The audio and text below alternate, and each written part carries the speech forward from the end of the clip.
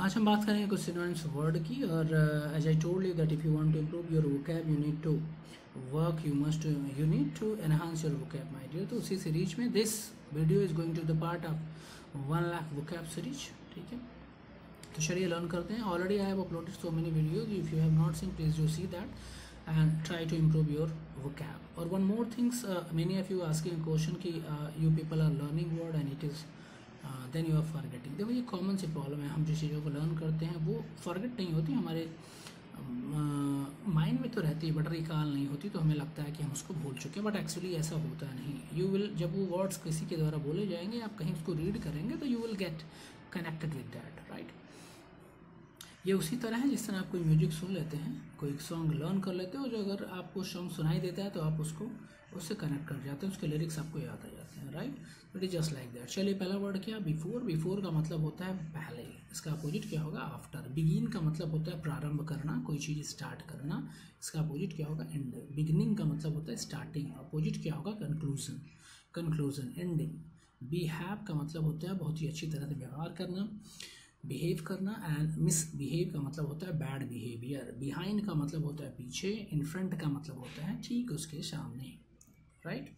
Believe का मतलब विश्वास, डिसबिलीव का मतलब होता है विश्वास नहीं करना। बेस्ट का मतलब बहुत ही अच्छा, इसका अपोजिट होता है वर्स्ट। बेटर का मतलब भी अच्छा होता है, इसका अपोजिट होता है वर्ड्स। बिग का मतलब होता है बड़ा, anything that is big, that is large in size, it's called big. Little, small. Birth means birth, इसका अपोजिट होता है that. Bitter means that's not tasty, that's not unpleasant. सोर, कड़वा भी कह सकते हैं आप। स्वीट होता है इसका अपोजिट। ब्लैक का मतलब होता है काला, वाइट का मतलब होता है इसका सफ़ेद, जो कि है इसका अपोजिट। अगला वर्ड हमारा है ब्लेम। ब्लेम करना, किसी को आप किसी चीज़ के लिए एक्यूज करते हैं, you blame someone for some work, that's called blame, right. अगला क्या है, प्रेज करना। प्रेज का मतलब क्या होता है, किसी चीज़ को अप्रिसिएट करना, तो ब्लेम का अपोजिट क्या हो गया, प्रेज करना। Next word is bless. Bless का मतलब होता है किसी को ब्लेसिंग देना, for something, to bless someone for something, right.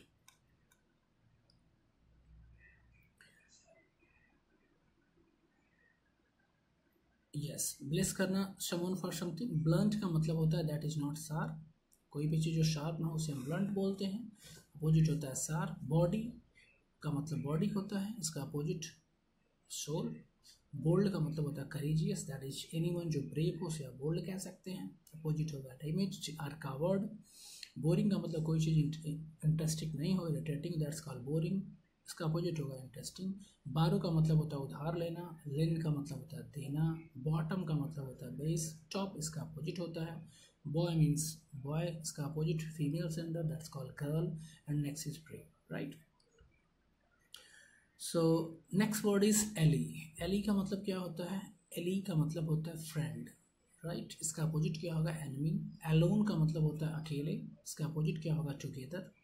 Next word is what, always. Always का मतलब होता है हमेशा, हर समय, ऑलवेज। इसका अपोजिट क्या होगा, नेवर।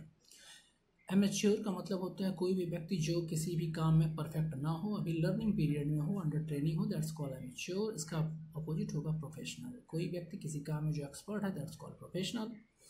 एम्यूज का मतलब होता है कोई भी चीज़ जिससे करने में आपको मज़ा आ रहा हो, दैट्स एम्यूजमेंट, एंटरटेनिंग। इसका अपोजिट क्या होगा, बोरिंग या बोर। एंसेंट का मतलब होता है, एंशियंट का मतलब होता है पुराना, प्राचीन, उसका अपोजिट क्या होगा, मॉडर्न।